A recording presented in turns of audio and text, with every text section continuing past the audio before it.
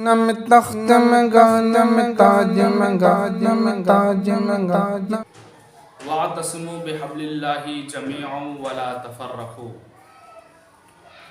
اللہ کی رسی کو مضبوطی سے تھام لو اور فرقوں میں مت بٹو۔ اللہ رب العزت نے ارشاد فرمایا کہ وَاعْتَصِمُوا بِحَبْلِ اللَّهِ جَمِيعًا وَلَا تَفَرَّقُوا،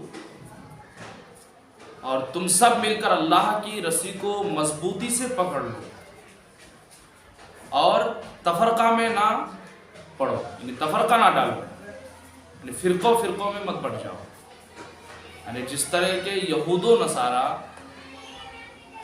فرقوں میں بٹ کر نیست و نابود اور تباہ و برباد ہو گئے، اسی طرح تم یہود و نصارہ کی طرح فرقوں میں بٹ کر برباد اور نیست و نابود مت ہو جاؤ، بلکہ اللہ رب العزت کی رسی کو مضبوطی سے تھام لو۔ اللہ کی رسی سے کیا مراد ہے؟ آخر وہ کیا چیز ہے جس کو اللہ رب العزت نے مضبوطی سے پکڑنے کا حکم دیا، جس کو مضبوطی سے تھامنے کا حکم دیا؟ وہ حبل ہے، اور حبل کے سلسلے میں متعدد تفسیر ہیں۔ حضرت عبداللہ ابن مسعود رضی اللہ تعالیٰ عنہ سے مروی ہے، وہ فرماتے ہیں کہ اللہ کی رسی سے مراد یعنی حبل سے مراد جماعت ہے۔ اگر ہم اللہ رب العزت کی رسی سے یعنی کہ قرآن میں جو حبل کا ذکر ہے اس سے مراد اگر ہم جماعت لیتے ہیں حضرت عبداللہ ابن مسعود رضی اللہ تعالیٰ عنہ کے بقول، تو ہمیں لازم پکڑنا چاہیے کہ ہم ہمیشہ جماعت کے ساتھ رہیں، کبھی بھی جماعت سے الگ نہ ہو۔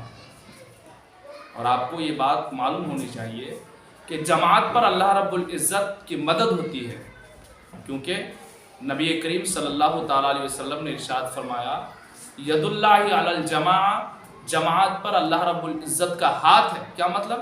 یعنی کہ جماعت پر اللہ رب العزت کی مدد ہوتی ہے، جماعت پر اللہ رب العزت کی رحمتیں نازل ہوتی ہے۔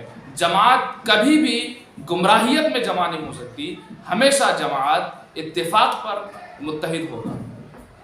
اس لیے ہم سب لوگوں کو چاہیے کہ ہم جماعت کو لازم پکڑیں۔ اگر ہم حضرت عبداللہ ابن مسعود رضی اللہ تعالیٰ عنہ کے بقول اگر ہم حبل سے مراد لیتے ہیں، اس کے بعد قتادہ نے کہا کہ اللہ کی مضبوط رسی جس کو ہمیں پکڑنے کا حکم دیا وہ قرآن ہے۔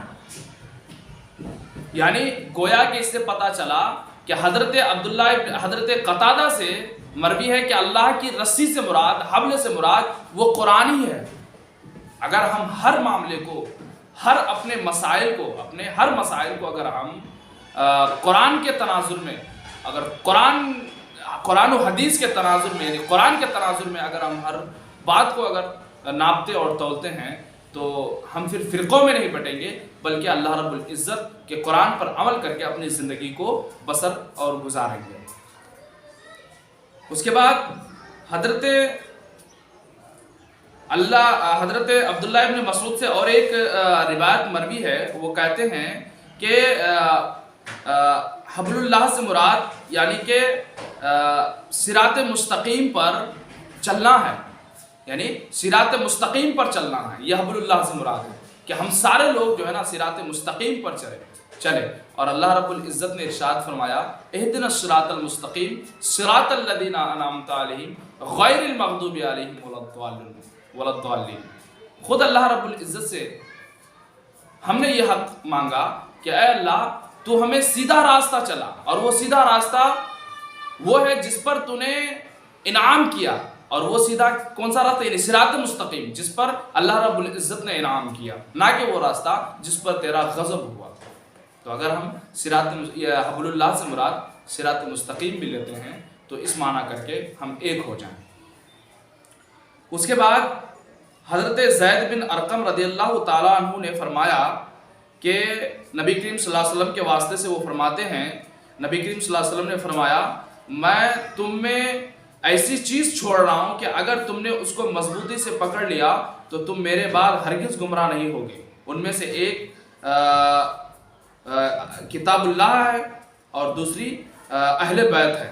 یعنی اگر ہم کتاب اللہ کو اور اہل بیت کو، اہل عطرت کو، یعنی صحابہ کرام، نبی کریم صلی اللہ علیہ وسلم کی خاندان کو اگر ہم لازم پکڑتے ہیں اور نبی کریم صلی اللہ علیہ وسلم کی خاندان کے اقوال کو اگر ہم مانتے ہیں، اور آپ کو یہ بات معلوم ہونی چاہیے کہ نبی کریم صلی اللہ علیہ وسلم کی عطرت اور اہل بیت کبھی بھی قرآن و حدیث کے خلاف ایسی بات نہیں کہیں گے جس سے قرآن کا ٹکراؤ ہو، جس سے حدیث کا ٹکراؤ ہو. اس لیے ہم سب لوگوں کو چاہیے کہ ہم قرآن کو لازم پکڑیں اور حدیث کو لازم پکڑیں، اور اسی میں ہمارے لیے بھلائی ہے. اس لیے اللہ رب العزت نے ارشاد فرمایا کہ تم اللہ کی رسی کو مضبوطی سے تھامے رہو اور فرقوں میں مت بٹو.